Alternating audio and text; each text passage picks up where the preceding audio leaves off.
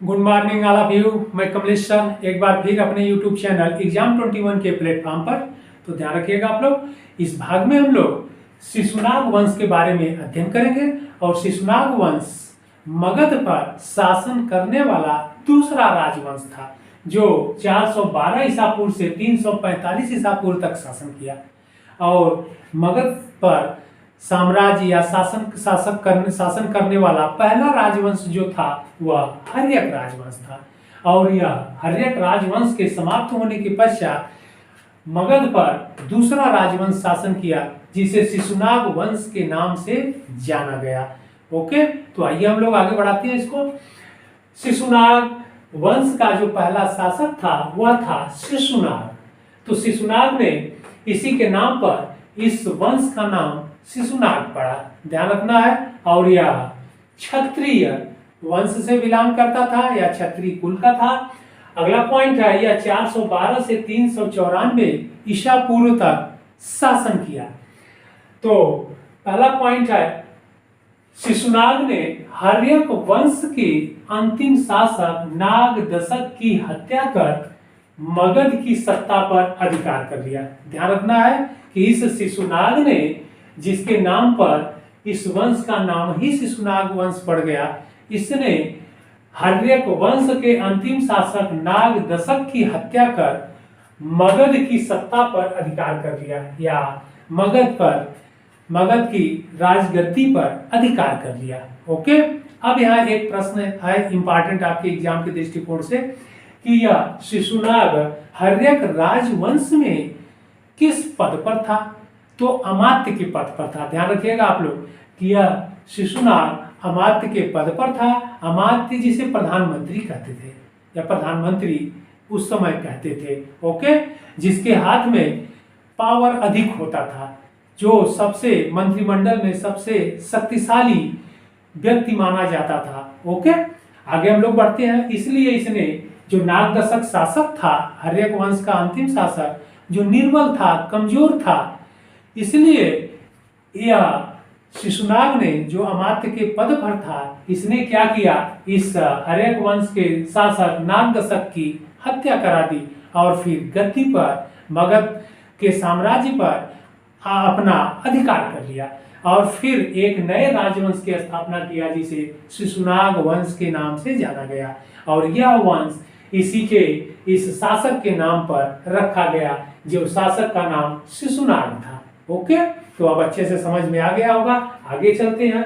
अगला पॉइंट, पुराणों के अनुसार यह क्षत्रिय था, जो हम लोगों ने डिस्कस कर लिया। पुराणों के अनुसार यह क्षत्रिय था।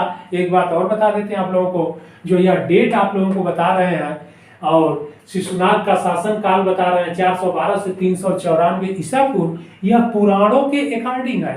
पुराण में जो समय काल दिया गया है, टाइम पीरियड दिया गया है, उसके अकॉर्डिंग यही आपसे एग्जाम में पूछा भी जाता है। और जैन और बौद्ध अनुसूचियों के अकॉर्डिंग इसमें 1-2 साल का अंतर आ जाता है।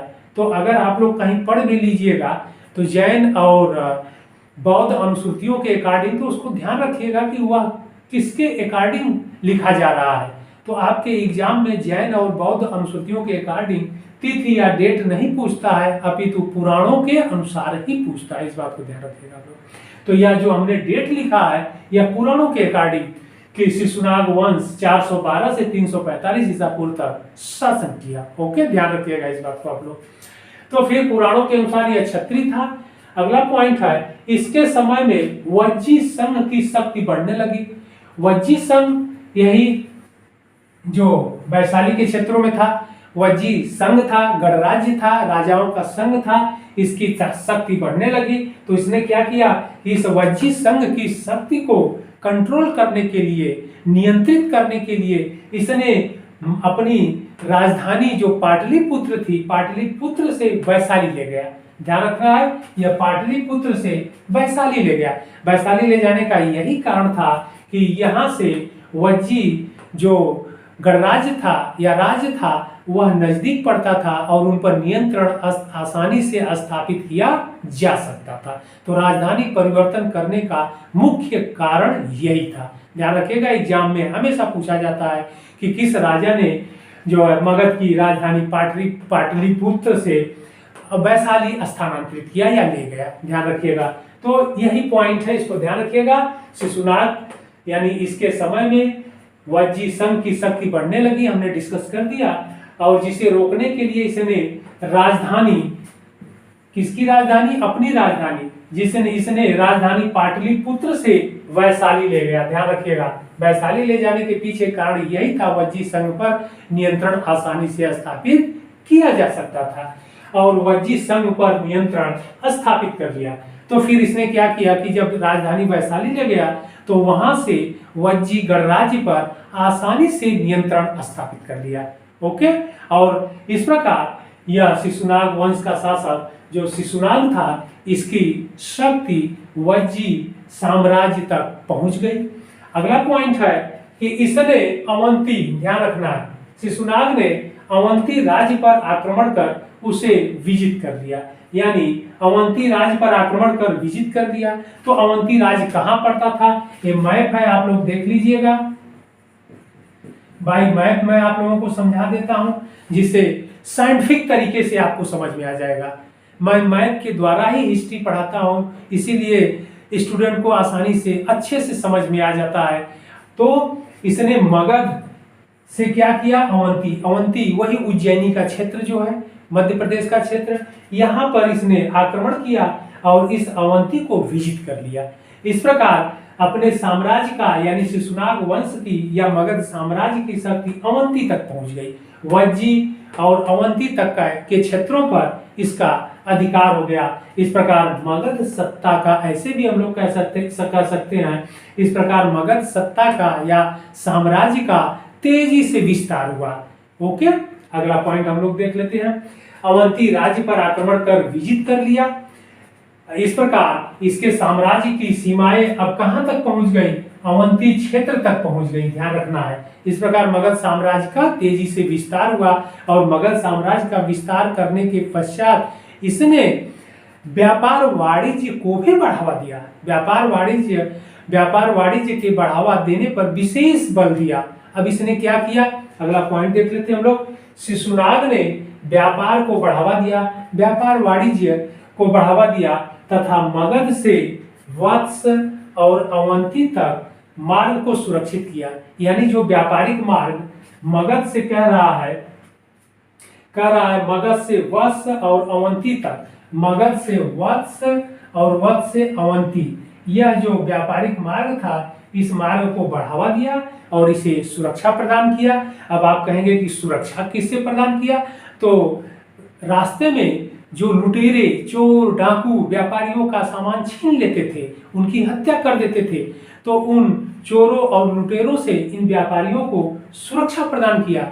और जब आप सुरक्षा प्रदान करेंगे तभी व्यापार में तेजी से वृद्धि होगी। व्यापार में तेजी से वृद्धि कब होती है, जब साम्राज्य में शांति व्यवस्था स्थापित रहती है, और जब साम्राज्य में आतंक का माहौल रहता है या फिर युद्ध का माहौल रहता है, तो उस समय व्यापार वाणिज्य डाउनफॉल में चला जाता है। यानी व्यापारी ऐसे परिस्थितियों में व्यापार नहीं करते हैं। तो अब व्यापार के बढ़ावा से क्या फायदा क्या हुआ, इस शिशुनाग को, यानी शिशुनाग वंश की आर्थिक स्थिति मजबूत हुई। क्यों, जब व्यापार वाणिज्य बढ़ेगा तो साम्राज्य को, राजा को टैक्स मिलेगा, कर मिलेगा, जिससे साम्राज्य की आर्थिक या अर्थव्यवस्था, जिसे आप कहते हैं, अर्थव्यवस्था मजबूत होगी। तो शिशुनाग ने साम्राज्य का क्या किया, नंबर 1 साम्राज्य का विस्तार किया, और नंबर 2 साम्राज्य का विस्तार करने के पश्चात इसने व्यापार वाणिज्य को बढ़ावा दिया। ओके, तो यह बहुत इंपॉर्टेंट है। इस प्रकार मगध साम्राज्य को इसने मजबूती प्रदान किया। तो आइए अब इसके बाद हम लोग अगले शासक को देखते हैं, जो मगध पर शासन किया, शिशुनाग वंश का दूसरा शासक कालाशोक। यह शिशुनाग वंश का दूसरा शासक था। तो कालाशोक, इसका शासनकाल 394 से 366 ईसा पूर्व तक था। पुराणों के अकॉर्डिंग यह तिथि है, ध्यान रखिएगा आप लोग, पुराणों के अकॉर्डिंग ही एग्जाम में पूछा जाता है, इस प्रकार ध्यान रखिएगा। कालाशोक 394 से 366 ईसा पूर्व तक इसने शासन किया। अब आगे हम लोग देखते हैं कि कालाशोक इसने मगध साम्राज्य की जो राजधानी वैशाली चली गई थी उसे पुनः वैशाली से पाटलिपुत्र ले आया। क्यों? क्योंकि साम्राज्य में शांति व्यवस्था स्थापित हो चुकी थी, तो इसलिए वैशाली से यानी वज्जी राज्य से अब खतरा नहीं रह गया था। हर्यक इस शिशुनाग वंश को या शिशुनाग वंश के शासकों को, इसलिए इसने राजधानी पुनः वैशाली से पाटलिपुत्र ले आया। ओके, यह भी इंपॉर्टेंट है, आपके एग्जाम में पूछा जाता है। अगला पॉइंट है, इसके समय में बहुत इंपॉर्टेंट पॉइंट है, इसके समय में बौद्ध धर्म की दूसरी संगीति यानी काउंसिल यानी महासभा, दूसरी बौद्ध धर्म की दूसरी संगीति अथवा काउंसिल अथवा महासभा का आयोजन हुआ, ध्यान रखना है। और उस समय शासक कौन था? कालाशोक था। बहुत इंपॉर्टेंट है, आपसे एग्जाम में हमेशा पूछा जाता है, और यह शिशुनाग वंश का था। ओके, आगे बढ़ते हैं हम लोग। जिसकी अध्यक्षता सर्वकामी या सभ्यकामी द्वारा किया गया। तो फिर 2 पॉइंट इंपॉर्टेंट, कालाशोक ने राजधानी वैशाली से पाटलिपुत्र ले आया, और फिर इसके समय में दूसरी बौद्ध धर्म की दूसरी संगीति का आयोजन किया गया, जिसकी अध्यक्षता सर्वकामी द्वारा किया गया। ओके, अगला पॉइंट है कि इसने मगध साम्राज्य को सुदृढ़ बनाए रखा, यानी मजबूती प्रदान किए रखा, मगध साम्राज्य को किसी प्रकार की क्षति नहीं होने दिया।